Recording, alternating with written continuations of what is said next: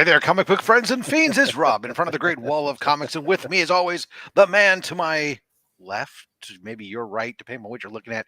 Anyways, he's in front of me on my monitor, Chris, the comic vet from up north, left, right, and up. You know what's funny? We were talking about geography. Clowns. Yes, no, not really. Is that like I know our guest has a map behind him, but if you actually look at this most southern tip of Ontario, it lines up with the northern tip of California. Well, that's the way that people look at a map. Normally, they see horizontal, even though it's not. It's not. True. It's not horizontal, right? It's true because we're true. around. You follow that parallel. It's around. Yeah, that's right. Toronto's not far from the northern tip. Those types of things are always fun for me because when people down in Florida or something, like they hear about an earthquake down in LA and I'm up in the San Francisco Bay Area and I sit there and I go, and they go, "Oh, are you okay?" And I'm going, "That's 400 miles away for you. That's a lot of kilometers." Well, that's like Spidey. That's like me being in North Carolina and southern tip of Florida has an earthquake. I mean, nobody cares. It's only until I started hanging out with you that I actually realized that San Francisco is above LA. I always thought it was the other way around. Oh yeah, no, not even close. Yeah. There was the interesting one. There was an interesting one the other day. Somebody posted it, depending on how you define coastline, that Maine has more coastline than California. But with all the inlets and stuff, man, John, turn around and look at your map, will you? You just blew my mind. The reason had to do with California's coastline is pretty much straight and smooth. It's just as the person described it, at like a koala's brain.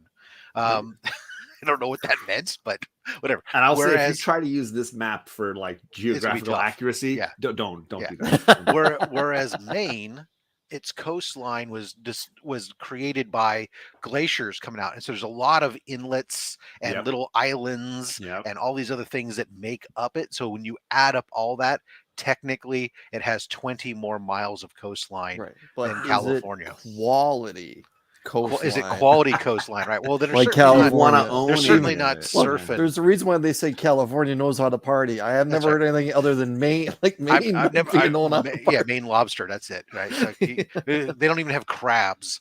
I mean, you can imagine having nobody surfs Maine. Right.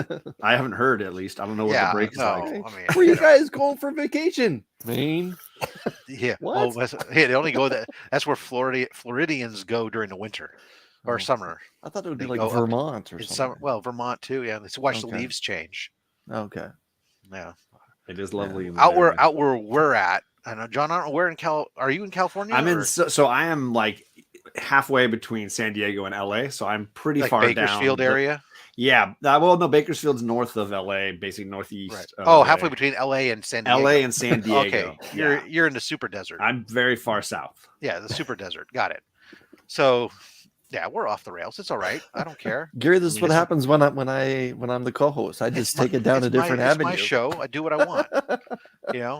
How often do I get to have two West Coasters out here? But unfortunately, he's a desert dweller, so I hate him already. I'm actually a coastal dweller. I'm right on the coastline. Well, you're still in the desert. I don't know. I'm around the Great Lakes, so I really have no idea what you guys are going on about. Anyways, it's time for Romper Room, ladies and gentlemen. I see Liz Crucius and Justin Birch and Shop for. I need my magic mirror to see through. Only half the people know what you're talking about, but okay. Only the people who are old enough to be cool. John's here, just in case you didn't know, he's right here too. Yeah. Hey, how you doing? Gary B, of course. Mad Spidey up early for us when we want to talk about time zones and everything else. It's super early tomorrow for him. Jean, how you doing? I hope that you're not late. You're right on time. I hope that I know he's been commenting he doesn't have any signed books. I hope you win. There are some signed books in my box just waiting for you to win. Let's see here. Biggie, how you doing? Kenneth Bird. John. Oh, Ruby G. James Willie. My goodness, look at all these people. Digger Jim. Bringing them on out. How you guys doing? All right.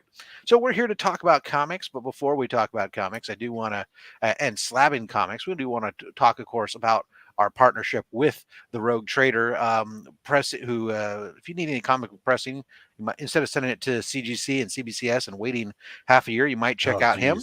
Yeah. Turnaround times are roughly about 2 to 3 weeks. Use the code FatStax when you go to roguetraderutah.com and get 20% off your pressing.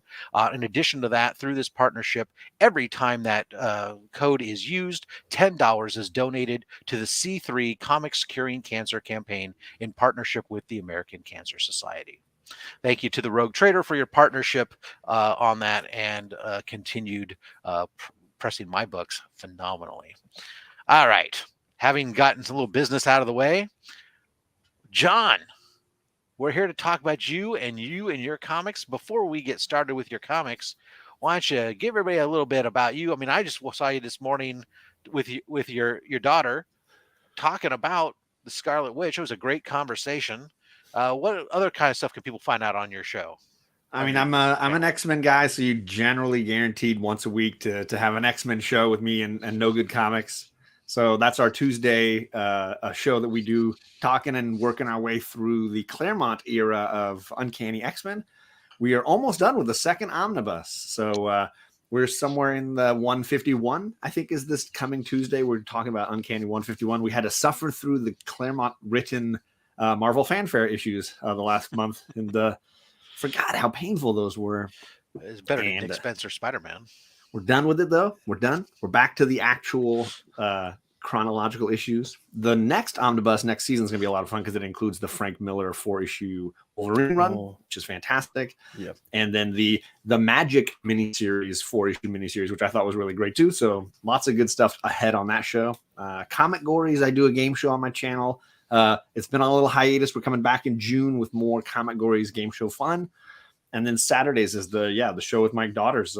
Whatever movies or shows or books we're reading, we just sit on the couch and eat bagels and goof off. That's awesome. That's totally awesome. All right, for those of you guys who are watching maybe for the first time, I don't know where you've been, but welcome. What we're going to do on this here, John's going to take us on a journey through his PC into some of his slabbed comic books, and he's going to show us some of that sexy slab and comic book action. Along the way, we'll hear some stories from him about the books. Chris and I will jump in and ask some questions. Halfway through, we're going to stop, and we're going to go ahead and do a pull from the box of books reloaded once again. Watch your back. Yeah, I'm afraid that's going to take out my desk one day. I'm afraid it's going to knock you right off your chair. Like your you get on rollers. You need to be able to roll it around. Yeah, I know. Kind of a roller. Put it over here. Then I have to throw the commercial. We'll be giving away some books halfway through and at the end. You get a chance for extra pulls, chance to actually for some slabs, chance for keychains from Chris the Comic Vet, SlabHub mugs. All kinds of good swag in there, so make sure you're sticking around for that. All you'll have to do is enter a hashtag of my choosing partway throughout the show. But that's enough jibber jabber, as people like to say.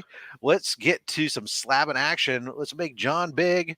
And John, take us on a journey. What did you bring first to share with us today? I wanted to kick off with something that I know a lot of people don't have, and I realize I didn't take the panties off a lot of these, so I'm sorry that I'm nice. I like that expression. It's perfect for our show.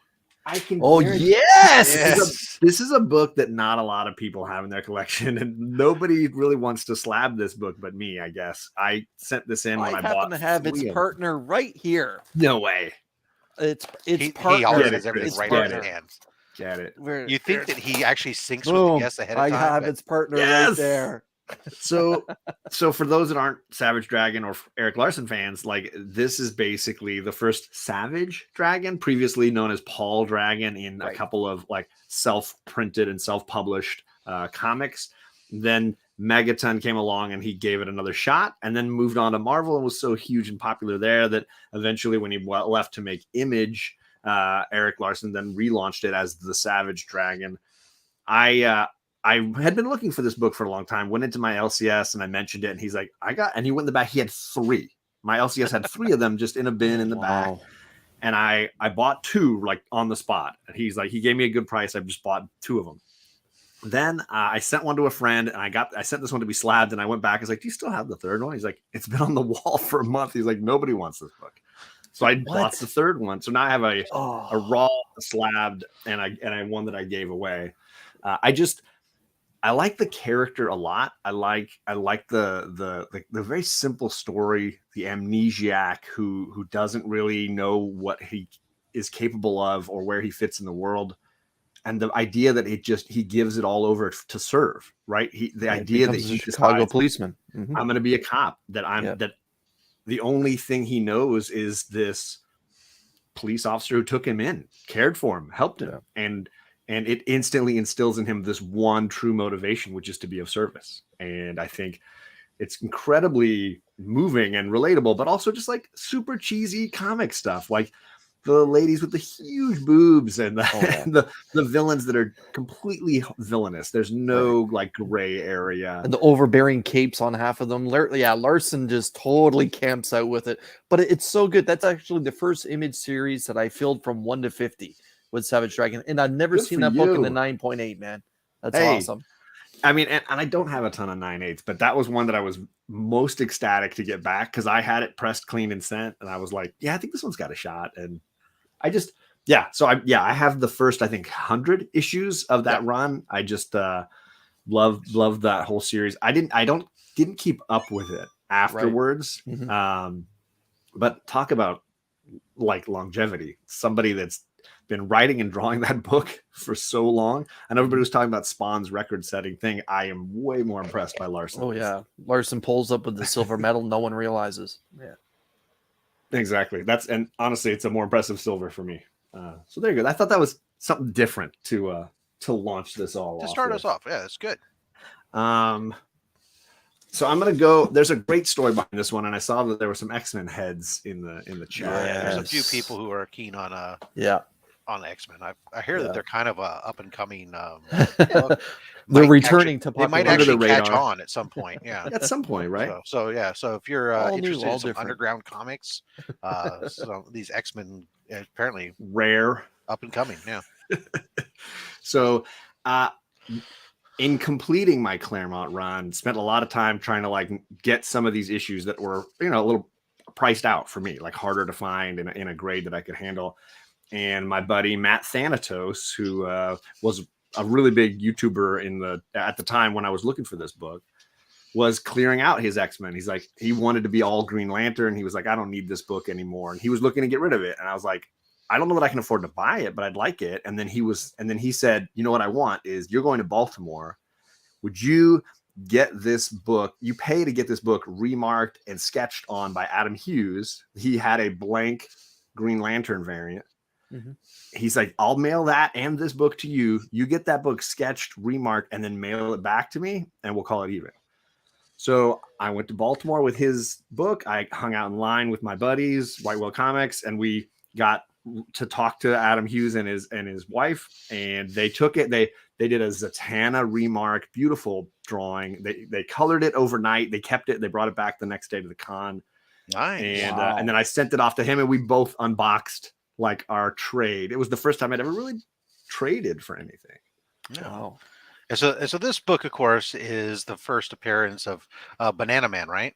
Right. Exactly. Go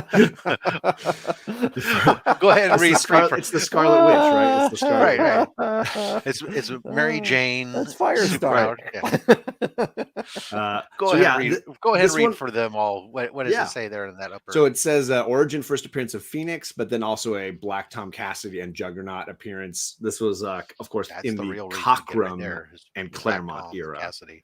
Yeah. But it's also, I think, probably my favorite Marvel cover that my eyes are drawn to this every time. I love the Cyclops really big in the front, like water pouring into his mouth. That's right. We made the joke before on this show that mutant powers. We made the joke before that Cyclops is such a true leader. He's trying to swallow all the water so no one drowns. Right. He's a good man. He knows how to lead. Yeah. I'm okay. I'm in touch with my emotions, Biggie. I get worked up over things. But again, so this book will always remind me of Matt. It's always going to have this connection to my trip to Baltimore, even though I didn't buy it there. and then getting to hang out in line and wait for that artist because everybody wanted something from Adam Hughes, a million Catwoman drawings and stuff. Mm-hmm. It was cool, and I was the only one asking for a Zatanna on a Green Lantern cover. Let's just do that. So go that route. All right. Speaking of remarks, here, how about this one? Biggie Shack likes his silver DC. There you go. That's a nice looking book. And there's in honor of our recently passed icon Neil Adams. Wow. So this is Superman's ex-pal, the new Jimmy Olsen, because there he is, happy that Superman's dying. And it says first appearance of Darkseid in cameo. Neil Adams cover, Jack Kirby art, Jack Kirby story, signed and sketched by Neil Adams in 2016 at Tampa Bay Comic-Con. That is brilliant. I love Darkseid. I think he's a great character. I also think his first appearances are just stupid. Like he's on a TV screen, he's on back. Yeah. So I bought a not a collection, but certainly, like I said, like 20 books from a friend who was getting rid of his collection. He worked at my shop, and this was one of the books included. And I was most excited to get. And I've since kind of like sold off some of the ones that I didn't need, but this is the one that I was really aiming for. I just recently acquired a copy of that book. I don't even remember how it must have come in a mystery box or something that I picked it up, but I gotta get around to getting it graded at some point. But unfortunately, I won't have a cool Neil Adams. No, that's it. That's all. Remark. Good night, folks. Sweet, yeah, that is magnificent. It's a pretty common remark that he's done on this book. I might have to tell my wife to go away, and I'd like go to bed with that. Shit. Yeah. Biggie says he found a high grade one for $5. Jeez, Biggie, wow. you're the hunter extraordinaire, my man. I hear those stories and I realize I need to get out. I'll get away from eBay and go out in the wild. Yeah, garage sales. I'm telling you. But then I have to deal with people. So, in keeping with trades, like I also have this issue to go with that one. Yeah, a little yin to the yang, right? And the guy that I sent the Savage Dragon Megaton book to found this for me, and that was I had sent him a whole set of books, and then he will snag this at his LCS for me and shipped it back to me. So this was I got issues on Instagram and here on YouTube. It goes by Chris. And Chris found this for me, bought this for me, held on to it for a really long time, and he kept messaging me. Don't worry, I still have it. It's not gone. But so that for people to know, this is Forever People #1, cover by Kirby, art Kirby, story Kirby. First full appearance of Darkseid, and of course everybody wants it because it's the first appearance of the Forever People. That's the one. That's the reason. It's popular. It's just straight up Kirby goodness. It is in that classic era. What is this? Early 70s, I think. Yeah, 71. When he was just basically creating an entire universe within DC and just going ham. They rightfully so gave him a pen, some paper, and said, "Do what you want." Yep. Because when you have a talent like that, why wouldn't you? Right. Exactly. Give me your worst selling title and I will turn it around. And he did. And he created a whole universe and arguably the best villain ever made. Darkseid is. And arguably. Darkseid is. Darkseid is. Let's see. Can't go wrong with Kirby. Yeah. And I don't know how much more Kirby I got floating around here, but I do have my one Pedigree slab. Ooh. And I had this reholdered at CGC not too long ago to get the new Pedigree label. And I was glad that I got, so they have a gray label for the pedigrees, and this is part of the Western Pen. Yeah. Western Pen Pedigree, a pretty modern book for a pedigree. Usually you get much older books. So this one's 1982.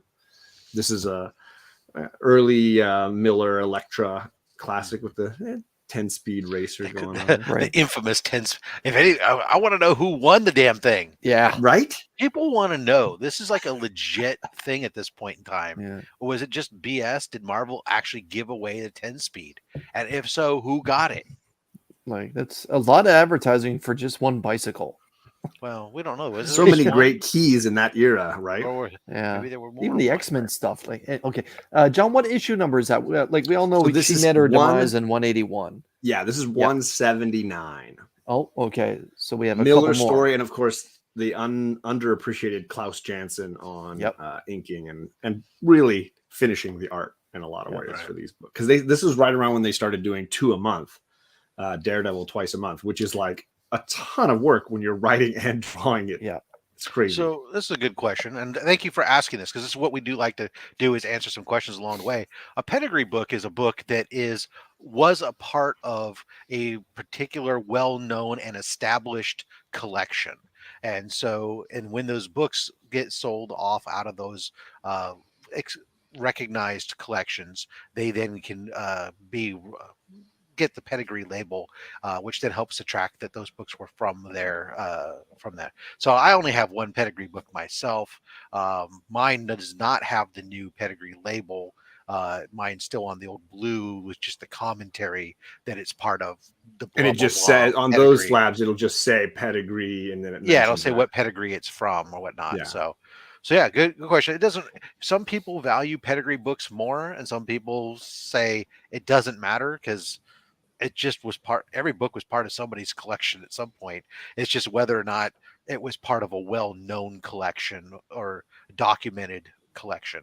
And maybe somebody in the chat knows, because there's only a handful of recognized pedigrees according to CGC that they even recognize. So it's a database that is researchable, because a lot of times what that means is that when that collector's collection gets sold off for trust reasons because somebody passed away, it's a big lot, and so those books all sort of hit the market at the same time. Yeah, it was recently the two brothers, or what was it called? It was the one that was the two brothers that were in the Korean War together, that one of them had passed and the other, but it was like the trust.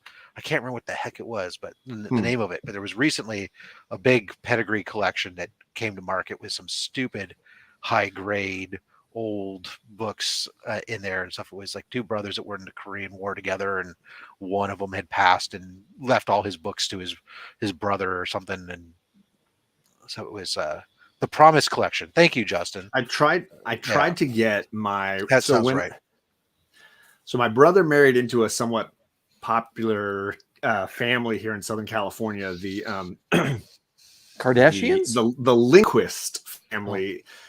Jack Lindquist, the grandfather, basically ran and helped create Disneyland with Walt, and he wrote a book about it, My Years with the Mouse, and he has his name on one of the windows in the main square. And when he passed, his comic book collection, I kept telling him, was worthy of getting that moniker, and they could have taken it all, started a Lindquist pedigree, which would have been like, that name alone has cachet among Disney fans, and to have a book from that would have upped the value, I thought. But they didn't they just ended up making a trust and just selling it all. It was a lot. But then he sent me the Excel spreadsheet of all the books. I mean, you name a Marvel key from the Silver and Bronze era, and he had it. It was the kind of thing you just dream about finding. It was unbelievable. Hey, Cole's Comics Kids is pinging me via Instagram a story about the Columbia 10-speed racer, and that again, it's one of those things that even Google lets you down. That it doesn't. There's not really an answer. Next week on Unsolved Mysteries. That's right. So let's. All right, let's get back into some more books here. So I got another X-Men book here, and I basically made a whole video about getting this book, the journey that I went on getting this book, because I at one point had 4 slabbed copies of X-Men 129. This is first appearance of Kitty Pryde and Emma Frost, and Sebastian Shaw as well. Hellfire. So the Hellfire Club. This is part of so issue 129 in January of 1980. Claremont, Byrne, and Terry Austin. What a lineup. So this is an undervalued book for a really long time, and then about 3 years ago, it just started going crazy, and I had a decent grade copy, and I got a second, and I sent them off to be slabbed, and years later I was waiting, and then my buddy JP mentioned he really wanted one. My friend Kavi, Comic Books NYC, was selling one, and my buddy Daymers was selling one. So I started just buying all of them, thinking like, I'll give JP one of the highest grade ones I can get him. My 2 came back 6.5s. I was really disappointed. So it was this epic process where I just found myself constantly buying this book. And I ended up giving JP the 8.5 and keeping the 9.0 for myself. And then selling one of the 6.5s or trading one of the 6.5s away. But it's just for X-Men fans, I feel like having 2 huge characters premiere in the same issue and not just like cameo, none of the cameo garbage, like they are legitimately all through the book. It's just a must-have. It's just a must-have book. Now, John, were any of these books published as direct, or did they all have that UPC barcode that you have there on that one? I think they were all published with the barcode, but I might be wrong about that era. I know there were. Which year is this? I'm sorry. 1980. There must have been some directs. There would have been directs, but they would have been less of them. Significantly, right? Yeah. Yeah. All the ones I had were barcoded ones. Okay. So I didn't none of the 4 that I had ever had anything but the barcode. Very cool. Oh, Biggie's going for that giant size. Whoo. That's a mega book, my man. Mine's one of those things. I'm glad I'm not an X-Men guy. Well, so like the only slabs that I don't have in my collection are these 8. I call them the Hateful 8. They've been at CGC since July of last year. But it includes my giant size X-Men, my First John Stewart, all these like mega books that I've been books that you want to show off and everything else, but you keep getting invited on shows and you don't have them. People are doing first appearance challenges and you can't show them off. Yeah, I have 200 and something of those off at CBCS. Thanks, I know all about the pain. It's frustrating, right? Yeah. It's so like I got so many great books to show off, but you know, I'm hoping by September maybe we'll see where we're at with that. So let's get into some of the ones that were like the books I read as a kid that were like the ones that really got me collecting. So most of these are like the ones I've gone back to find, but this is one. Nice. Yes. I fell in love with Mike Zeck, and I this series was a big part of that. Of course, the Kraven's Last Hunt as well, but it's just a slight bit of significance to this whole series, you know. Yeah, I mean a little bit. So what I ended up doing was I still have my original issues, and when I met Mike Zeck at Baltimore, I had him sign a couple of them for me. But I've been slowly putting together like this 9/8 run here to kind of like have them all. And what I loved about these was the like having the direct editions with the like regular Spidey face and then the black Spidey costume. Like it was fun to kind of like have the pair. I haven't gone past just these 2, but slowly working on that run. Yeah. The Doom cover for me is the banger. Yes. Yeah. And that's the one I've been looking. It's still I think overpriced considering there's no key element except this amazing piece of art. Cover. But I mean, all 9/8, you're gonna try to get all 9/8s on that. That's I mean, at least you got the biggest boy of the lot, right? So here's the expensive one. Here's the hilarity though, right? I thought I was doing that smart. Like I got the 8, and then I went and got 1, and then I was like, oh, the rest of these they're not important. And then all of a sudden She-Hulk says, no, we're gonna have Titania as our villain in our show, and then that book just starts going up. Or Spider-Woman. Yeah, that book starts the going Doom up. Cover, right? The Hulk cover where he's carrying a mountain. That book's been going up. Yep. Well, people are well, you know, there's that combination of not only the tie-in stuff, but then of course people expect Secret Wars or something to eventually potentially to come into someplace.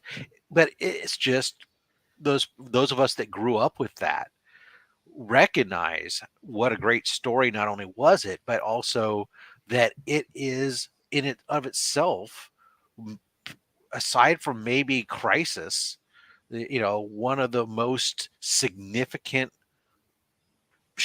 limited series crossover events in comics. And so you really need to, you know, if you're a true collector, I mean, it's a key, that series is a key unto itself. Yep, totally.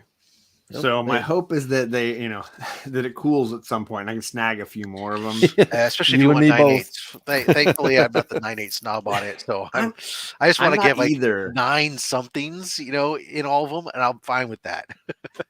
I almost wore my shirt that says 9/4 is near mint, because that is more my range is a lot of 9 9.0 to 9.6s is more kind of my thing. Their value range. It's value range, right? Especially, and when you talk about these books, and you're talking, let's be honest, these are books that are 35 something years old.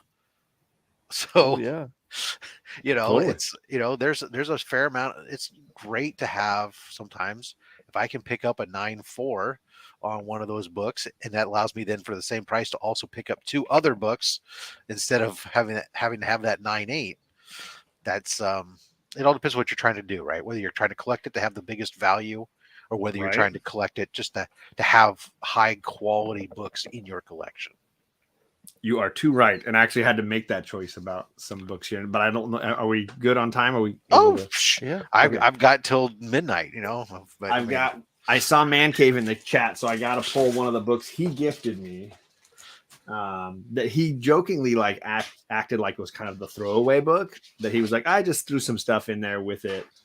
But this was probably the one I was just. We've seen some of his throwaway books. Kind. Yeah. Oh my god!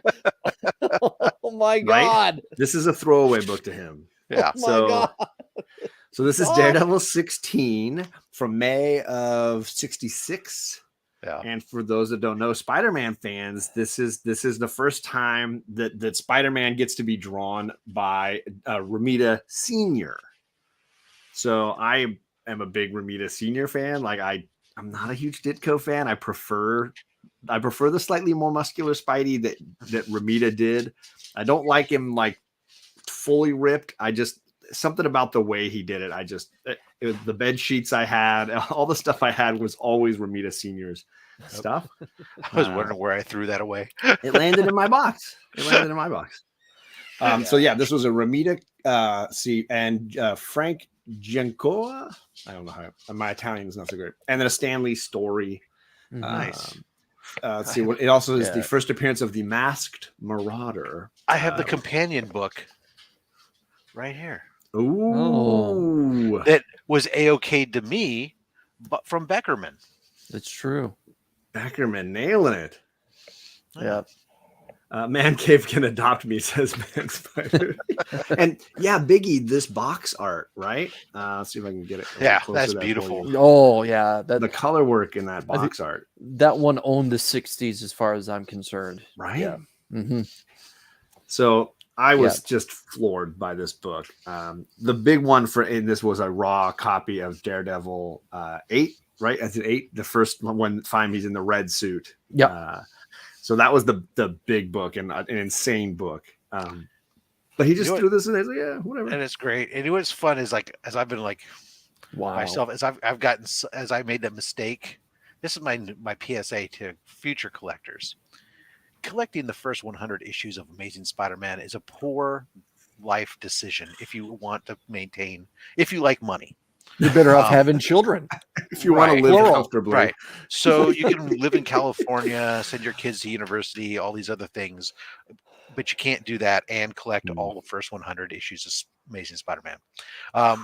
However, might I recommend Daredevil is a great undervalued series that aside from granted the first book the first 4 or 5 the yellow suits have started to heat up and actually get close to where they should be in relation to the others. Agreed. The overwhelming majority of the first 100 books are ridiculously inexpensive to acquire in solid mid-grade books.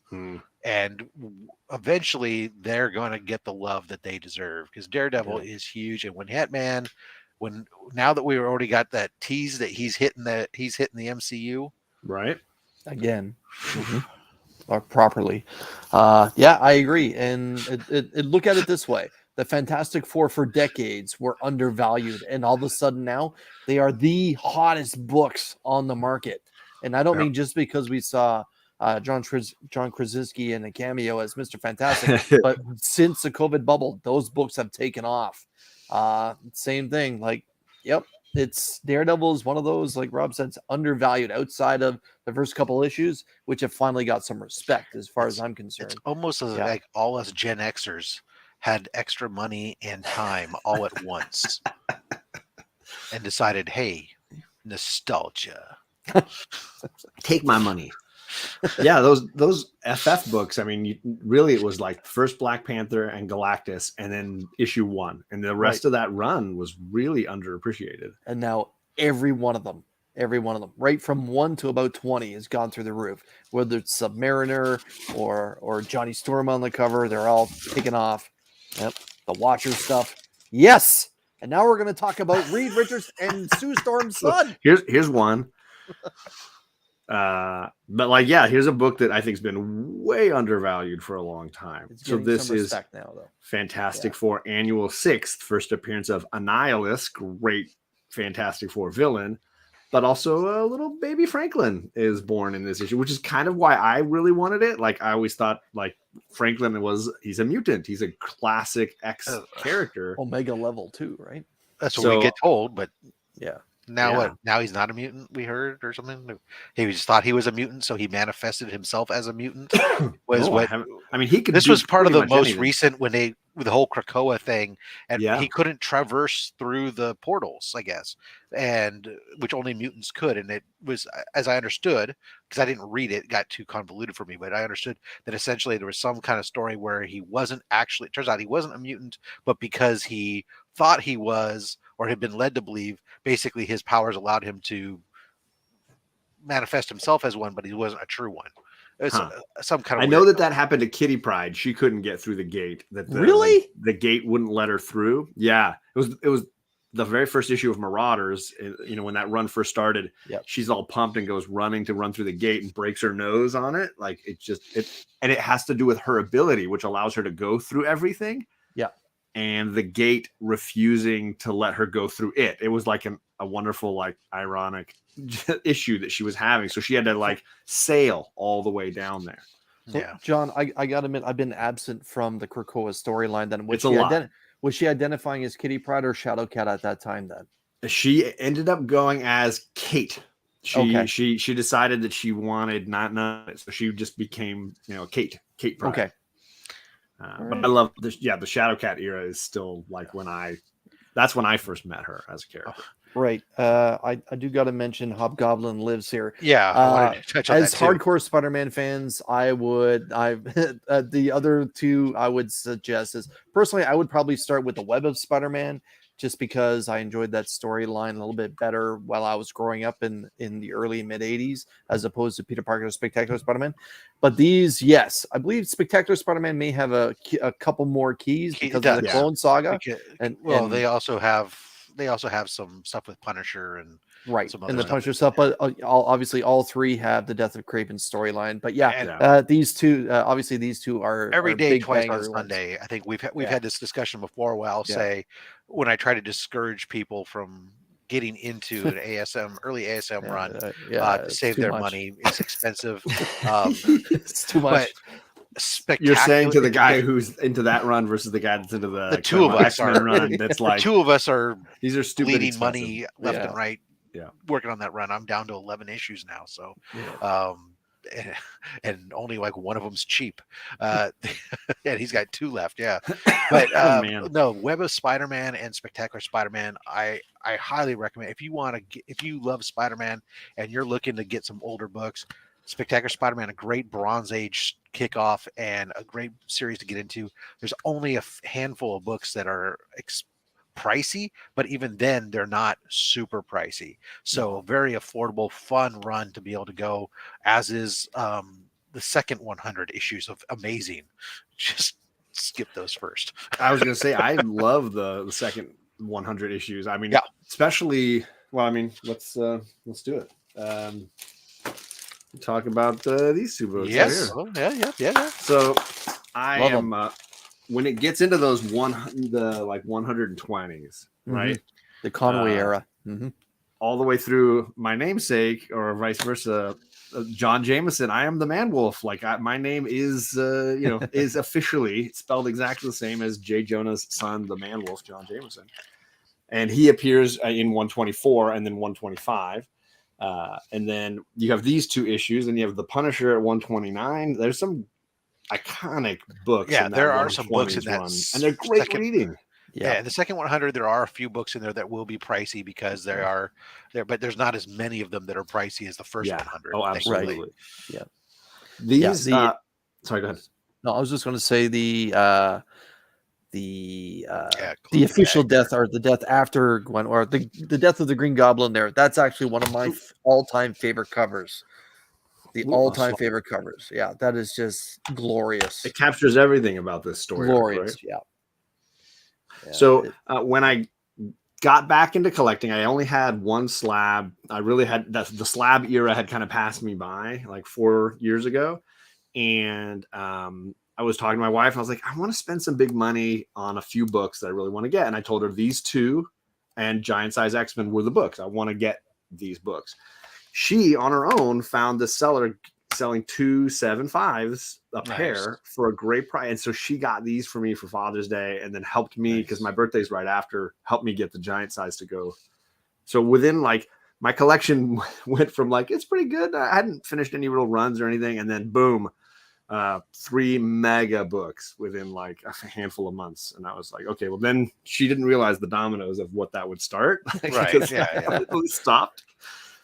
But yeah, these two were right at the top of my list of books that I had always wanted. I'd read in trade. I had so many different trades of this story arc that I had read until they fell apart. There it is. Yeah, both of mine are at CBCS. Yeah. Oh, really? Yeah, I had 2 copies of one of them and one of the other. For me, get off track, but the one that was the ASM slab cover that I had to have first and foremost was 40. That was just, I mean, such a beautiful classic cover. That's. Anyways. No, but like, so it's those. So I had read those trades so many times. The death of Gwen Stacy burned into my brain, and as much as I loved MJ, it was always Gwen. It was the one because she was the one that he lost. It was a great way to reinvent his tragic backstory. But she wasn't even with Peter at the time. I know. She'd moved on and was actually pregnant. People need to give up on Gwen. It's all about Mary Jane. I gotta go with the jackpot myself. But the one thing that John touched on is that those books were actually a fantastic time to read Spider-Man, even though Stan Lee would actually kind of frown upon the Conway era. I'm with John. Those books were actually fantastic reads. Fantastic read. To me, he stripped Peter right down and started slowly building him back up afterwards. But yeah, and then we got the Punisher right after that too. Yeah, that 10-issue run for me rivals the 10 issues of Fantastic Four, where you get Inhumans through Galactus and Black Panther. There's a 10-issue run where you get all of these mega things happening in Fantastic Four. And I would say that 10 issues of Spider-Man rivals it for me. All right. I think this is a good spot, for an intermission. It's intermission. Rise and stretch time. Time to refresh yourself and visit our snack bar. Got a yen for hot popcorn? Your favorite soft drinks are sparkling cold. The juicy Frank sizzling hot. There's delicious coffee, freshly brewed. And all kinds of ice cream and candy to tempt you. Showtime will be announced loud and clear to get you back to your car in time. So stretch your legs. Come to the snack bar now. And let's give away some books, shall we? Ooh, there we go. I feel so much better now. I've had a snack. I feel great. Where is my silliness ensues? There we go. Now I can pick the right mode. Here we go, guys. Go ahead and hit that hashtag slabbing time. Make sure you leave the G off. It's slabbing time, kind of like clobbering time. And we're going to go ahead and get some pulls here from the box of books. In the meantime, while everyone's hitting that up, John, what's coming up for you this week on the channel? What's up next on deck for you that people should have their spider sense tingling for? So tomorrow night I'm on JP's channel, and we're doing some Dungeons and Dragons like we do on Sundays. Oh, nice. And then Tuesday I'm on No Good Comics channel. We're talking about issue 151 of Uncanny X-Men, part of our omnibus series. We're nearing the end. We only got like 5 issues left of the second omnibus, and then we're doing a mega giveaway. So make sure that you come by and answer some questions. Even if you give us just a funny answer to a question at the end of the show, you can be the one that gets a raffle ticket for that. You don't even need to know X-Men. In fact, there's a lot of X-Men noobs in the chat that are learning stuff along with us. Awesome. And I actually dropped an edited video last week that might have a giveaway component. If you watch to the end, maybe you find out. So worth giving away some stuff. Awesome. I know if you're interested in giveaways, people are looking for free stuff. Obviously, my man right up here, Chris the Comic Vet, he's got a giveaway coming up here for your 700 subscriber giveaway, right? Right. I got 3 books. So thanks for going to that. And since Sean mentioned Adam Hughes earlier, I'll start with the Adam Hughes giveaway I'm going to be doing. This is a Spectacular Spider-Man issue 300. And yeah, look, it features Gwen. And look where Peter is. He's actually on top of looks like the Brooklyn Bridge. Yeah. I'm also going to give away Descender #1, signed by Canadian Jeff Lemire, however you want to call it. Oh. Yeah, it's really underappreciated. Yeah, I actually enjoyed Descender better than Ascender. And, yes, you know, I am a big Ken Lashley fan, so I'm going to give away Blackhawks #1. He did the cover work, and it's signed by Ken himself. And I'm 5 subs away from 700, so hopefully that happens in the next couple weeks, and then we can do a great big old live stream and give away some stuff and other books too. Awesome. All right, guys, giving everybody plenty of time here. 30 people watching, 24 entries. So let's go ahead and give this away. As always, winners in the U.S. and Canada, shipping is included. Outside of the U.S. and Canada, we'll talk and you just pay the difference in what it would cost me to ship. All right, let's go ahead and draw this, everybody together. Wheel of Fish. And our winner is... I thought it was going to be Mad Spidey there for a second. You have to ship to the UK. Boom, Crucius. Congratulations, sir. All right, let me go ahead and put this in here and here, there. Man, all right. So, John, you're going to help Liz Crucius with his books here. So what you got to do is you got to pick for us either a number from the front. Yeah, I'm going to go from the back. I'm going to go from the back. I want to go 7 from the back. All right, 2, 3, 4, 5, 6, and 7. 7th book from the back. Oh, this is just apropos. How about X-Men 146? Oh my goodness, arcade, baby! I did it. See, I got you, Las Cruces. I got you. Wow. Pulled out. All right, next up. Why is there an arcade book in that anyways? No.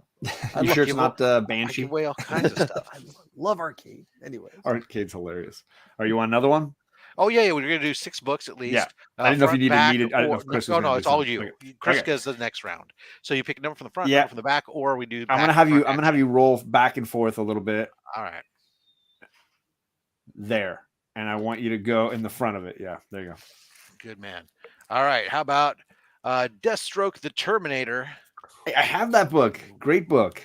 Nice. That run is Wolfman and Zek, and there's some great that first I think I have the first 20 issues of that run. So good.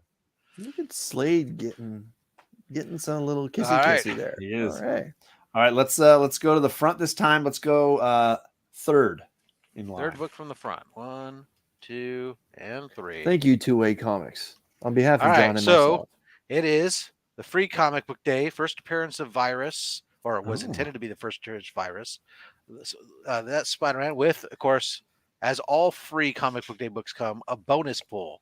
Ooh. Wow. All right, let's do the one right behind that one then. Let's go right there with my finger right there. Yeah, I saw that. Oh, that's what never mind. Okay. This is an exclusive from Hive Comics, Virgin variant. It is the Cult of Dracula, issue number 2. Cover. It's one of 666 copies. My goodness, because of course they made 666 copies. That looks like it could be a Slayer album cover. Right? That is awesome. As a guy that's seen Slayer a bunch of times, that is just fantastic. That's awesome. There you go. Congratulations on that. All right, so that's 3 books. All right, let's go from the back. Let's go 11 in.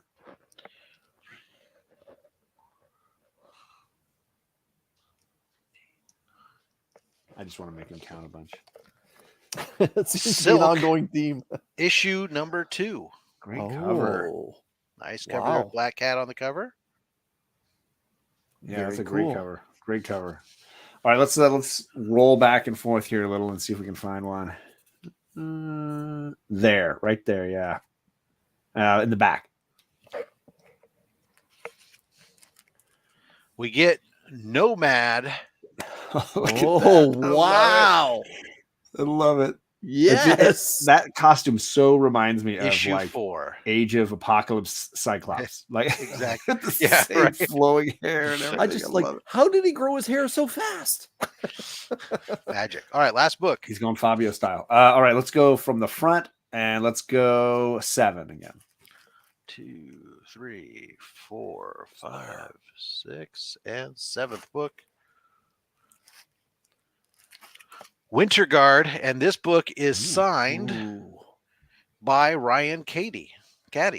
Ooh, that's a cool cover. I've never seen that one before. Wow. There you are.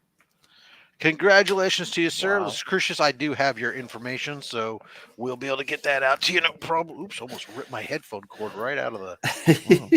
That's actually the bigger danger with this big box of books sometimes is maneuvering around my headphone cord because corded people. All right, so that is for our man. In the meantime, well, I go ahead and label bangers for you today. Yeah, man. exactly. Bangers. There's some good stuff in there. I just recharged it again, so it's 666. Wow. Yeah. I when I saw that COA, I was like, oh, really? Somewhere someone is singing "Run to the Hills" now. Right. All right, John. Let's go back. Number of the Beast. Let's go. Yeah, so I saw some requests for some DC books in there, and I know there's some Bat fans in here. So let's talk about one that I've been a big fan of for a long time.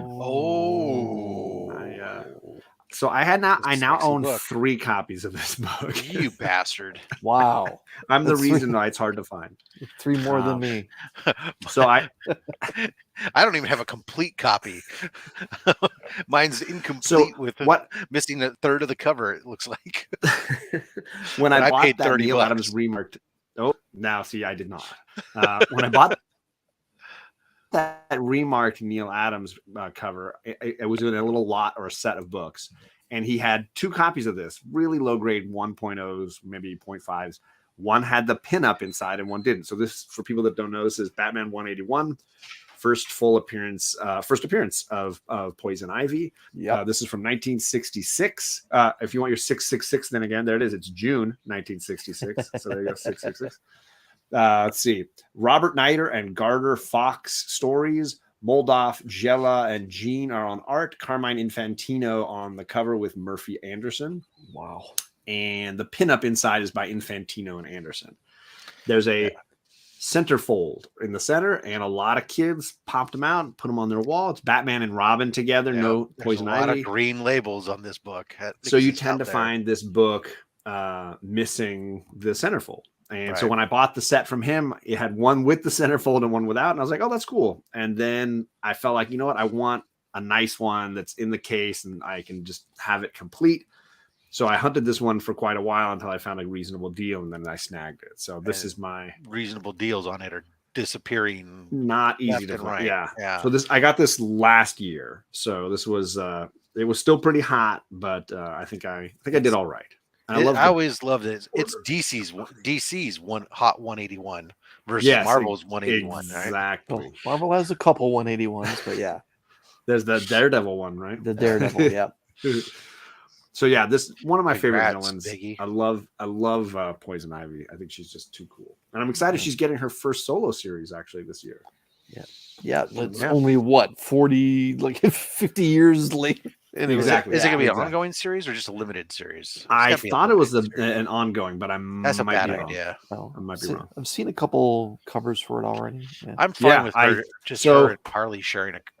Yeah. Since this is the right show, I bought the. I want to say David Nakayama did a version of this. I bought the 9.8. I paid for the 9.8 version, so there's a 9.8 of this homage cover that he's doing. I saw that. I thought about it, but I had to. I was like, I own 3 of these. I guess I gotta go all the way. Ooh, he's absolutely correct. He's absolutely correct. That's a 3. Good one. Yeah, that's a good one. Southern Comic Geek probably has the best homage. He's got one that somebody drew a sketch cover homage to that. But I think it was with Batman Beyond, or was it? I can't remember what it was. It was, I don't know, but what it was, I just remember when he brought it on, it was absolutely gorgeous. But those are also the one of a kind things that mean so much more than just a piece of art, you know. Let's see. As far as those same style of era covers, I'm a big wow. I've never seen that before. Oh, that's a book I've looked for many times. So this is Superman's Girlfriend Lois Lane issue 70, cover and art by Kurt. Oh my gosh, this is a German name. Schaeffenberger. There you go. But story by Lee Dorfman. This is the first Silver Age appearance of Catwoman, because the Golden Age version was deemed too risque with the whip and the whole dominatrix look to her. So she was kind of kept out of comics for a significant period of time before this era, 1966 again. And so this was a big return to form for Selina Kyle, this book. Yeah. And she's already locked Superman up in a cage, and she's already getting in a fight with Lois. So there you go. Presents so beautifully. For a 2.5, I thought it was way better than I could have hoped. Most of the bad quality parts are on the spine. Okay. Yeah. The white looks tremendous there. Probably. It's partially nice and clear. Probably. I got this from Big Will, who often has great prices on slabbed books, and he was looking to get rid of some things, and I was like, yes, that one. I want that one. Yeah. Her first is Batman 1 also. That's an iconic book as well. Yeah. Yes, absolutely great one. Hey, Sector 2815, good to see you, man. So as far as, I love the Silver Age appearances of Bat villains, and so I kind of got a few of them. My Two-Face is getting slabbed. It's part of the Hateful Eight, so it is getting slabbed right now. Yeah, that's why I am right now with my Silver Age Penguin and my Silver Age. Oh God, who is the other one I got? Joker? No, I don't remember. I know that I've been trying to. The tough ones are trying to hunt down is that first Mr. Freeze, and yes, that one's going way up. Before he's Mr. Freeze. I have the first time he's Mr. Freeze, but I don't know where it went. I was gonna throw the Scarecrow up next. Oh, there it is. Sorry, no, that's not him. You want me to do it for you? I got it. I was gonna say you've got it right behind you. I was waiting to throw it off, but you've got it. So there you go. Yeah, I don't know where that Scarecrow went. So the Scarecrow has gone scarce. But as far as that era, I just love those great early appearances. I need the all of the Neil Adams, Ra's al Ghul run. I can see yours right over there. That's next on my. But now those books are going up because of his passing, sadly. So, all right, let's go. I've got a set of 4 here that kind of go together. And when I got back into reading again, Vertigo was producing some of the best books that I had found. And so Why the Last Man was high on that list. I just really loved what they were doing in that story. So this is issue 1, the cover A. And you mentioned earlier being fine with a 9.6 versus a 9.8. And that's exactly what happened here. I had the money set for a 9.8, and that book was getting stupid expensive. And I was like, you know what? For like a quarter of the cost, you can get a 9.6. Yeah. So I bought that, and then I had all this money left to get, and I ended up getting that the Catwoman with the money that I had saved, passing on the other. So I know Why the Last Man is one of the most appreciated true story comic books that's been out in the last 30 years. But John, can you tell us the creative team on that book there? I actually haven't read Why the Last Man, even though I've had a bunch of serious comic book readers say to me, you need to read this series. Yeah. So it's a sort of post-apocalyptic future comic from Brian K. Vaughan, and Pia Guerrera is the main artist, although they do, because it's a long-running series, they did rotate artists a little bit. The focus is on an apocalypse that causes anything with a Y chromosome to die, except for this guy Yorick and his monkey. And They are the only men that survive the apocalypse, and then therefore are sort of wanted by all these different factions that rise from the ashes. And some want to protect him, some want to kill him, some want to mate with him. Yep. Like it's this interesting look at men and women and dynamics, and I think there were some really powerful concepts dropped through the series that just resonated really well with me. Sadly, the show really could not live up to it. And I agree, Taylor, that FX did it dirty. But I absolutely love the series and totally recommend it for people who've not seen it before and never tried books that don't have capes and muscles. I think it's a real thought-provoking series. So again, the only two male species that survive are a human male and a monkey. And his pet monkey, And his pet monkey. Every other male of all the species on the planet, gone. And it's a fascinating look at the time in 2002 when it came out, how like certain jobs were so dominated by men that like airplanes just falling out of the sky because there's no pilots anymore. There's no ground control people to help them get down. And, you know, all of these tasks that were so male dominated, you know, towns left without any doctors and, you know, firefighters and police officers. And so, you know, countries left without soldiers, you know, entire countries without an armed force anymore. It's an interesting look at what that would do to global dynamics. And then, of course, farming industries that have been largely dominated by men and things like that. Interesting. I have to hunt it down. Yeah, it's a great trade paperback kind of thing. You can easily pick it up. At the same time, they were also running 100 Bullets, Vertigo. And this is for those like that love a good crime comic. This was more up my alley. This is Azzarello and what's the artist? Eduardo Rizzo. So Brian Azzarello and Eduardo Rizzo. It's only 100 issues, so this one is already, you know, it done at 100 issues. They had this one main story, but it's the central conceit really wrapped me up, and getting the chance to have revenge. An unusual old man I pictured like a Clint Eastwood rolls up with a briefcase and he says, "There's a gun and 100 bullets in here and a dossier that proves somebody did you dirty, and you can use the gun any way you want. Nobody will ever charge you with any crime that you'd use this gun to do. So you can kill whoever you want with it and use it however you wish." And then he walks away, and you are each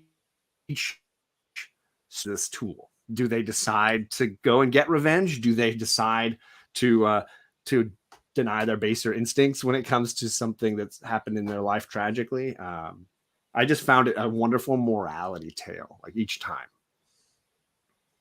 And then the last one was Fables, which is coming back here soon now at Marvel. Oh, sorry, DC. Now that Vertigo is no longer in existence and is part of Black Label, I guess.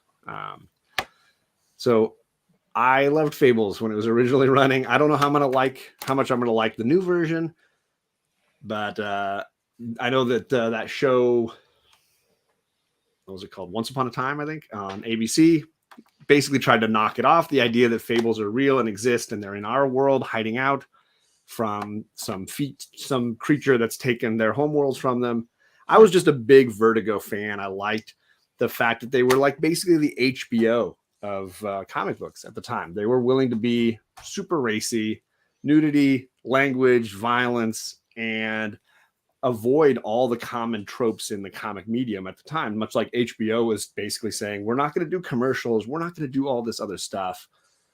We're going to go and be different than it's not TV, it's HBO. And that was kind of the Vertigo style, was we're not comics, we're Vertigo. And they did some really original things.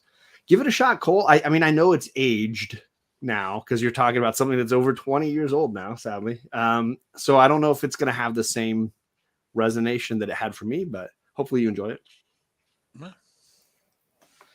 All right. And as far as more classic DC stuff. Oh, yeah. Here we go. Yes. Well, America did did him dirty. Talk about doing somebody dirty, right? Poor Jason Todd. And Mike Mignola did a great job with it, though. An amazing cover, right? Mignola. What could be more gimmicky, 80s gimmicky than a 1-900 number to call into? Right, and it wasn't free either. Well, no, that was the whole thing of the 900 numbers. Yeah. A lot of families had their 900 numbers blocked on your telephone, so that way the kids weren't calling that stuff. And yeah. I did not vote for any of it, Unruly. I was not old enough to pull that off. So this was 1988. I was 11. It would have been probably prime for me to do that, but I did not. But I do remember reading this in trade because I didn't buy the individual issues when I was a kid. I was 14 at the time, and I remember saying to my mom, "Can I call and vote because I don't want Robin to die?" And her response was simply, "What?" Yeah, and this was the thing, right? So there was 10,614 people that called in. So it was only 10,000 people out of all the books that got published there. All that power called in, and the final tally was 5,343 to kill Jason Todd, and 5,271 to survive. The total difference was less than 100 votes. Wow. Difference. It was only a mere 72 votes was the difference on whether or not Jason should die or not. So you want to talk about? I think we've had elections here in America settled by less, or not by less, but close to it. But that's crazy. I didn't realize it was so close. I had assumed that everybody was like, "Yeah, kill him." No, it was real close. Yeah, I remember it making national news and everything, but only 10,000 people voted. Like that was like big time news. Like it was here in Canada. It was like the 1-900 national numbers, news. But. If you could imagine though today they do that as an internet poll and the numbers would be ridiculous because people would be setting up bots to do stuff and everything else. 50 million to 49 million. Not 1-900 numbers. I mean, you could have robocallers, but you were incurring charges to do that stuff. And they probably have you like I can't imagine, but usually those types of things they'd have these long lead-in messages to try to keep you on the phone longer because it was like $1.75 a minute or something. Yeah. So in the 80s, that was definitely a Batman comic that I was reading the trades for when they had stories like that. I was definitely all about it. And along the same lines is some Marv Wolfman. There's a handful of people that dig that book, right? Yeah. I feel like anyone who is a fan of X-Men could probably find some of the same joy in New Teen Titans. And I 100% agree, and that's why they had that crossover in the very early 80s that Perez was at the helm for, where we had the X-Men and the New Teen Titans crossover. And because they were essentially geared towards the same readers. And it was actually a decent crossover. Better than it was very entertaining. Yeah, better than that Superman Spider-Man thing that they had. Anyway. Yeah. Or the what was it Savage Dragon and was it Batman, Savage Dragon and Superman? So like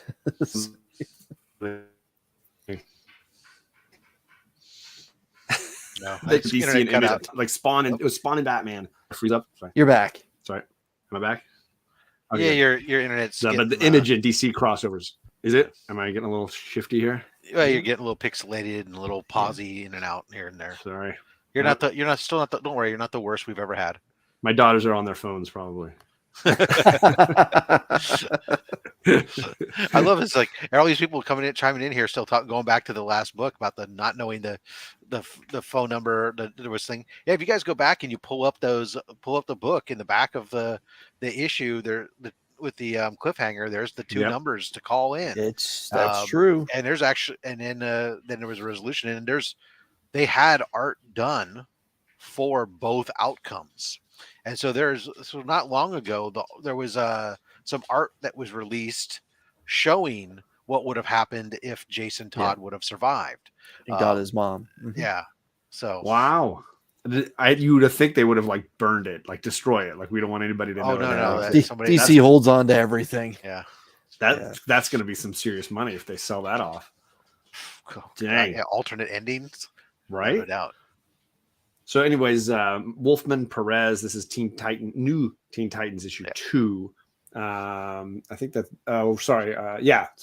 Wolfman story. Perez cover. Perez and Romeo Tanghal as the art on the inside.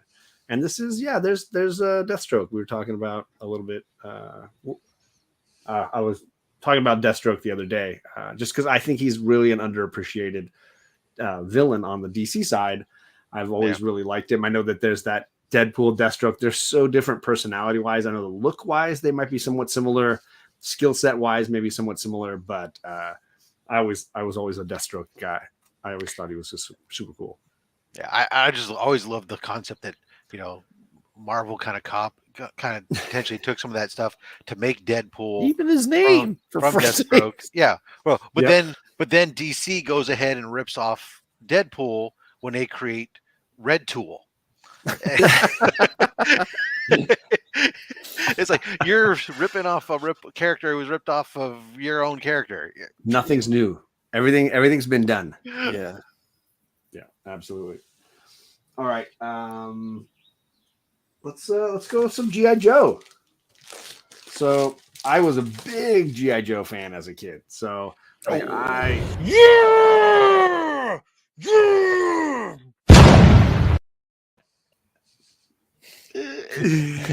Rob's a fan of Snake Eyes.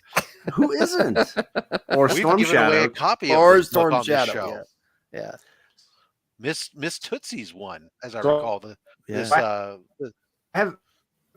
Dang. Yeah. Wow. I had a raw copy. It was not as good of a grade of that, but we gave away a raw copy of that book. Yeah. So I had a raw copy that I notice. sold, but it was super low grade, very dinged up. And then I ended up getting this one to upgrade for it. There's only a few issues that I really wanted to own. I still have an issue 1 that I should probably slab as well. But the silent issue, so I hear that the lettering in that book is amazing. Is that what you hear? so much dialogue in here. So much, some of the best lettering ever done. Yeah. Story. The word bubble placement was incredible.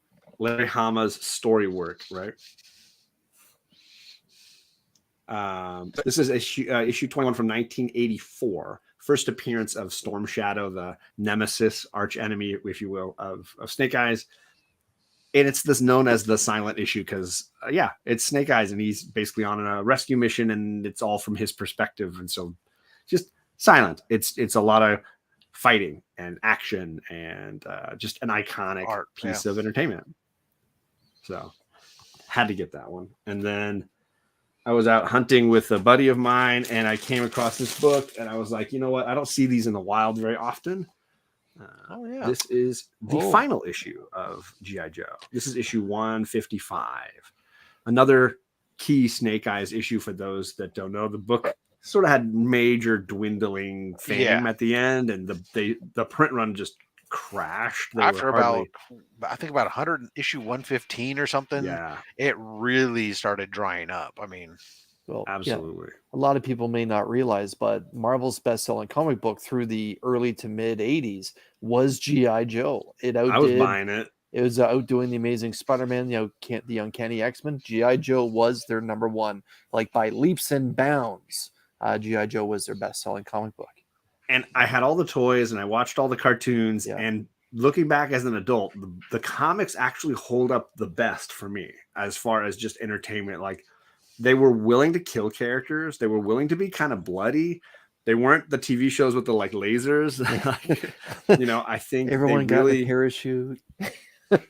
I think they were willing to take more risk. And I thought this was a powerful finale. The final issue had to do with Snake Eyes being asked a question about how does he feel about his service? Like, would he recommend someone else follow in his footsteps and serve their country? And Snake Eyes has this really philosophical discussion about what it meant for him to serve and why he thinks it was an important decision in his life. And I think it's a great way to end this series. And I thought it was a really respectful way to look at the journey that Snake Eyes went on and the characters in the story. This is issue 155. I've only ever come across 3 as a collector ever. And the other two were not for sale. So it's like, I bought it, pressed it, had it pressed and cleaned and sent off to get this one. Awesome. We got a few G.I. Joe books in the giveaway box too. Do we? Yeah. Or Always. there's and what's great about, I like throwing them in because there are a lot of people, again, our age and a little bit younger. They dig them. There's nostalgia factor. There's almost every book seems to be a key of introducing some first appearance. Always. And you can pick them up at a reasonable price for the most part, unless you're looking for 9/8 of everything. You can get good quality. It come from the 80s where everybody was bagging and boarding because they thought that every book was going to be an Action Comics #1 eventually. So they're generally in pretty decent condition. There's a lot of 8.5s to low 9s available in those books, so the costs are really reasonable. And I remember there was even some issues where like they had some big, like Todd McFarlane did an issue, as I recall, like issue 51 or something, where the book became a big thing to be a part of. Like Chris said, it was a hot selling book. It was, when they originally, I remember watching not long ago maybe it was on Amazon. The Amazon Prime has a lot of documentaries on comics and stuff. And there was one where they were talking about some of these toy crossover stuff, and trying to get people kind of got saddled with these books initially, not knowing what to do with it, and then they actually did really good with them and became these big, huge selling books. Then it was like trying to hold on to the book because of well, it was rare to have somebody like Larry Hama who would stay with it for that length of time. He did that same Wolfman Claremont kind of thing where he just stayed with that book and really defined it, and wasn't willing to just pawn it off to somebody else, Was it issue 60 War Machine? Thank you. And it was somewhere in that range. But I always thought it was funny going through my collection. I'd be like, hey, this is Todd McFarlane work on G.I. Joe. All right. How are we doing on time? Well, you tell how many more you got. I mean, I could go all day. Well, no, we're not going to go all day. I mean, usually we do about 30 books. So let's try to wrap it up in the next 10 minutes. How's that? Okay, cool. That sounds good. Because we've gone an hour and 15 minutes thus far. So perfect. So I got a couple of early Avengers books. This is issue 2. Those Kirby fans out there. This was the gold Iron Man. Look at Iron Man. Yeah. So there, you got Wasp. A lot of people don't always remember that she was one of the original team members. And then it wasn't Ant-Man, it was Giant Man. Right. No Cap, no Hulk. Right. Hulk was a character pretending to be Hulk here in this issue, even though you get Hulk's face up there, and he was kind of the bad guy in the first issue in some ways. They were like trying to calm him down. And Hulk wasn't really part of the Avengers very long. So, of course, Lee and Kirby, but this is 1963, and it's the first appearance of the Space Phantom. And the Hulk leaves the Avengers in this. That's why you get it right there. It's for the Space Phantom. Yeah, that's the big. There he is. Yes. Even my mother knows about the Space Phantom. No, it's big. It's mega. That's why it's in Key Collector. Yeah. So my friend Steve Whiting had purchased this for me because he thought I was coming to MegaCon, and then COVID hit. And then he's like, you know what? I'm just going to send it to John. So he just mailed it to me. And so I had it it was in a very old CGC case. So I had it reholdered. Yeah. It's a weird word, but yeah. I got to admit, guys, like maybe it's just because of the era I grew up in with Steve Rogers and Cap in the 80s and the 90s. It feels so bizarre to look at that book without Cap being on the cover and knowing that he doesn't show up for another, 2 issues? 2 more issues, yeah. Yeah, and it's just like, my God, the Avengers without Captain America. And this is a Canadian saying that. Like, it's so bizarre. Like, thank God they did it because, it was a very face of good that choice. franchise. Yeah, totally. And I'm working on this run. I'm missing the big ones, 1 and 4, but I pretty much have the other first 20. Nice. I've been slowly snagging some here and there. I was missing this one, and then of course Steve hooked me up. So nice, glad to have that. And then when I was in Baltimore, my big purchase was issue 11. Wow. Spidey, with a very unusual looking costume for Spidey to have. Yeah, look at that face. Like he's got who's the cover artist for that? It's like Mr. Terrific crossed over and became Spider-Man. it's Kirby with Chick Stone, and the interior art is Don Heck with Chick Stone. So this is a Kirby cover. I do love those characters. The way that webs spiral down and the characters pop off of. I mean, it's got some incredible depth. Yeah. So this is issue 11. 60s. Yes, yeah, and I love the when Spidey started popping up in it was at X-Men issue 14 or something like that when he first appears, or 11, maybe it was 11. I love those issues where Spidey started finally connecting into other people's comics, and that Daredevil one. I love all that stuff. Yeah, so that's where Stan Lee was pushing the teenagers onto the young kids, right? It was either Johnny Storm or Peter Parker that was the crossover characters usually. Absolutely. Yeah. So early Spider-Man appearance is what it says, and then apparently there's a Kang pinup inside as well, which I was not aware of when I got it, but of course it's. I say crack it. Let's pull it out. Right. Let's just go for it. Read the story. Hang it on your wall. You're calling me a dirty sailor. I forgot you had two, you dirty sailor. Biggie Shack. All right. So we'll finish with a couple of 9/8. How about that? Sure. Couple more modern books here. So this is from year 2000. This is the Sentry issue number 1.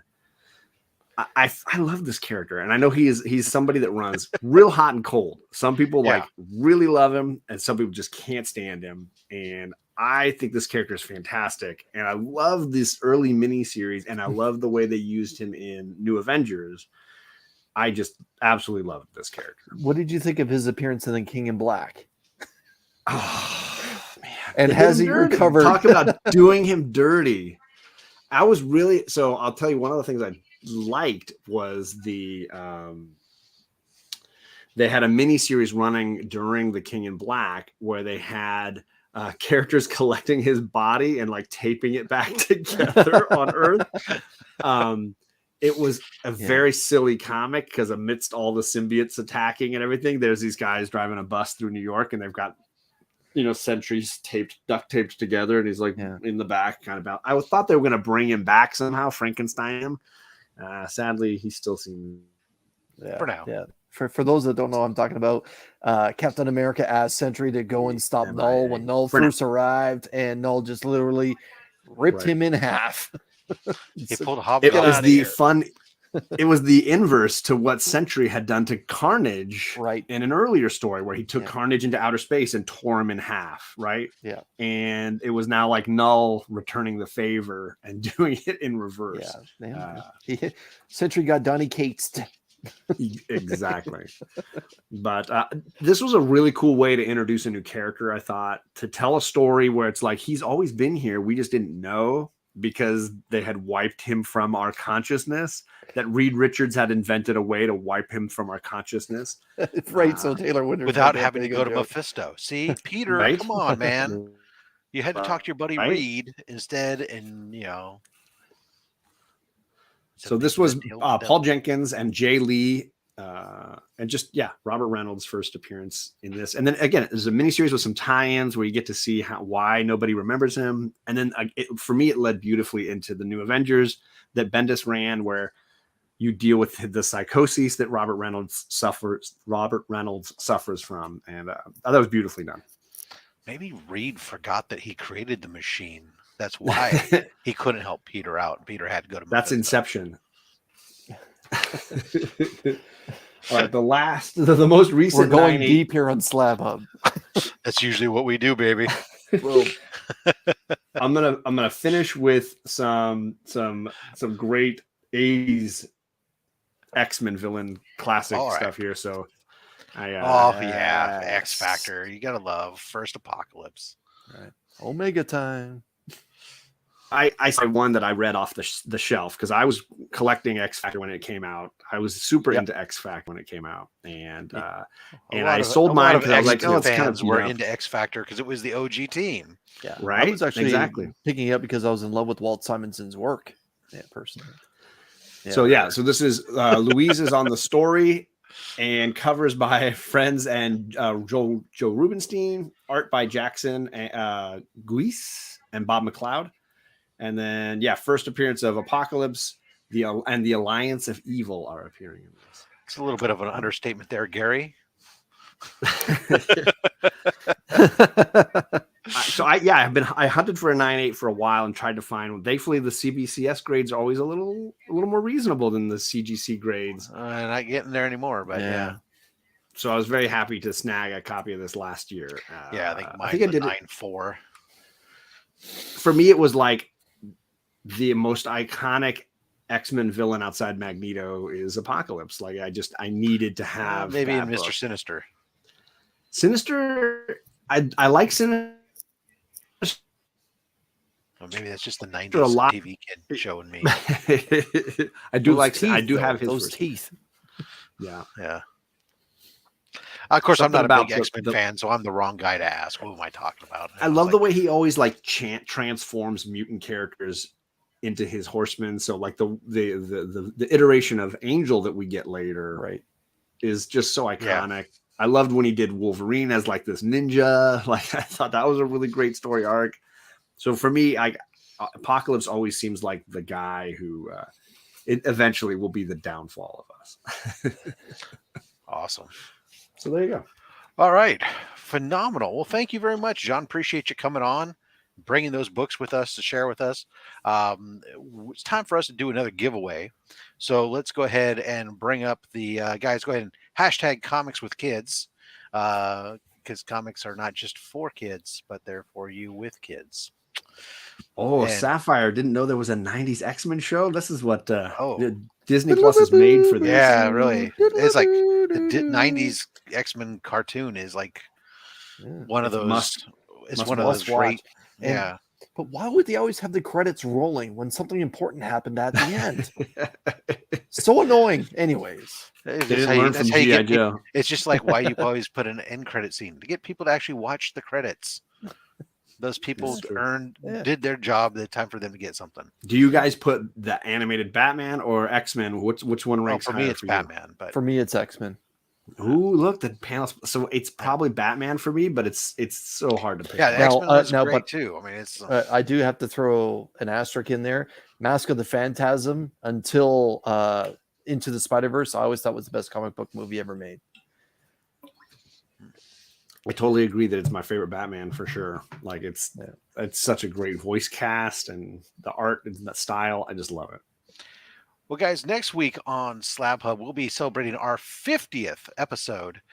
So who else could potentially bring in that 50th episode but Man Cave Comics will be joining us for our 50th book extravaganza. And after that, it's only going to get redonkulous from there, as we have a line after line of some incredible members of the community bringing on some collections that just make me want to cry. The Summer of Grails, the SlabHub Summer of Grails kicks off. So it's gonna be a great time. So that's coming up next week on SlabHub. Of course, during the rest of the week, you can watch my channel, subscribe, like, and I'll open some boxes here and there and some other things. We'll be talking. Interesting enough, if you'd seen my follow-up on my CGC fiasco with how they resolved it in their customer service, well, I have a CBCS one that we'll be doing of some books that just came back from having to be reworked. So, and then it's just a whole gamut of stuff along that lines.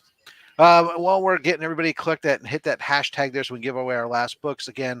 Also, we want to remind everybody, if you're looking for comic book pressing, check out the roguetraderutah.com or consider using him. The turnaround time is 2 to 3 weeks for most books, and use the code FatStax at checkout. Save 20% off your pressing, including on already discounted bundles. So you basically get books down to about $10 a book, and if you use that code, then $10 is donated to C3 Comics Curing Cancer campaign in partnership with the American Cancer Society. I see nothing. There's no kickback to me. It's just a partnership we're doing together to support Comics Curing Cancer campaign. All right. I can turn off this thing. I know how. Yes, there I am. We got our things. I'm going to give everybody 10 seconds more. 9, 8, 7, 6, 5, 4, 3, 2, 1. All right, draw it. That's the quickest 10 seconds ever. And our winner is Boom. Geek Out Roscoe. with Roscoe. Congratulations, sir. See what happens when you agree with me, Roscoe? That's See what right. happens? Good. All right. So, Roscoe, All I'm right. going to tell you already, I don't believe I have your information. I don't think I've ever sent you anything. So you have to reach out to me either through Instagram or email robs.fatstax@gmail.com or go to Instagram robs.fatstax. Very simple. And let's give away some books for the man. Chris, you are the man for Roscoe here. What are you going to get him here? Let's find out. All right. John, you have, correct me if I'm wrong, but you have 3 daughters, correct? 2. 2, pardon me. Okay, let's go don't 2 give him from the more front. kids than he already No, has. I apologize. 2 that he knows of. 2 that he I knows don't want to of. take away from your Grail money. I often get have it. my niece and nephew on my channel, so it's totally understandable. Okay. 2 from the front, 2 from the rear, Rob, please. In All honor right. of John's young family. 2 from the front. We get Machine Man number 1 from I the can remember when that came out. Man, that just took me right back. Like number I just had a 1 in a Ratatouille 4-issue moment. limited Whoosh. series. So there you go. Great cover. And second one from the rear. How about Spider-Man issue 32 featuring some guy with a gun. Never heard of him before, but I think they call him the Punisher. I don't know. Could be. I've heard he's a kind of a big deal. It's not Vigilante? All right. No. Could be. Okay. Let's see. Since Geek Out with Roscoe's handle has 4 words in it, let's go 4 from the rear.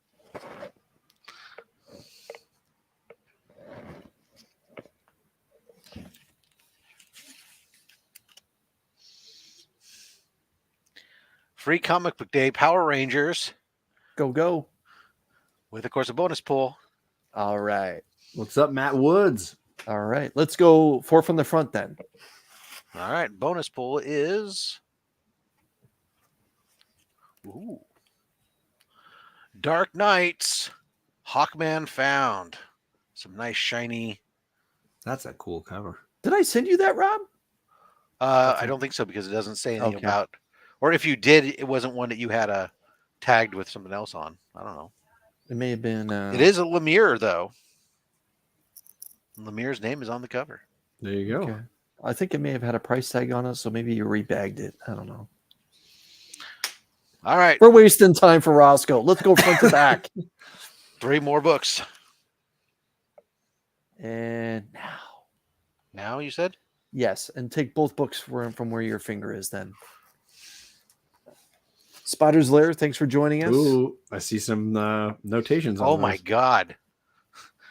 Gene's going to get a little jealous here. First book up, a Delato signed by Tom King from City of Bane, Batman. Great Bane cover. Yeah, that is phenomenal. It is a great cover. Signed by Tom King, Batman number 75. Congratulations there. Nice pull. Wow. And Future States number 1. What book is this one? This is Future State. Number 1 signed by Ryan Caddy. Very cool. I think that might be a second printing. Yeah, this was a second printing. This first appearance of God in Red. Oh, okay. The John Stewart cover in red. All right, so that's 2, 3, 4, 5. All right, one more book here at least. You counted the bonus book, yeah, right? No, I left that one out of my pool. So yeah, we're at 5 more or 1 more. All right, so this is it. Yep, front to back. And now. Okay, front or back? Pressure. Front. Okay. I don't want to let down my man Roscoe. I don't want to let down my man Roscoe. Roscoe, congratulations, sir. Fantastic Four Unlimited issue number 1. Yeah, baby. Wow. Look at that Sue Storm outfit. Wow. Yeah. And pockets and pouches for Reed. Wow. This is how you know this book is straight up 80s. Pouches and big guns. Do they stretch? Early too? 90s. Yeah, this would be 90s. Guest starring the Black Panther, Yes, there you go. Great. There you go. Great set of books. Congratulations, Roscoe. Don't worry. Hopefully, John will get you we'll get you some signed books some point here down the road. There's more signed books in there, believe you me. So yeah, Roscoe, hook on up, and we'll get you some get these out to you. And everyone else who came on out, really for hanging out, appreciate you guys all very much. Love this show has become a great passion of mine and Chris's. It's much better. We're in what we call season 2, which will go on for a long time. Every episode with a special guest. It's much better than season 1, where it was just me and Chris. The second half of season 1 was good.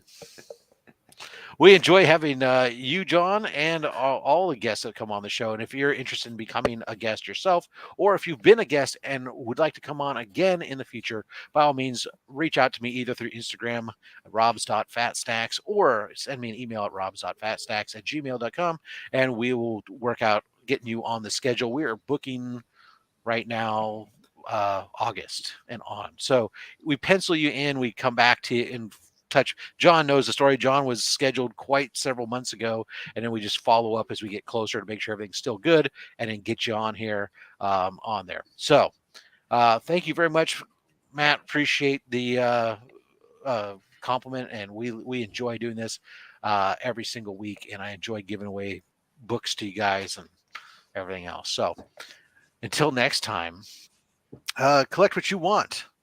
Don't listen to any of us, including me, because I'm just a fat man with a fat stack of comics and a fat opinion. Thanks for watching.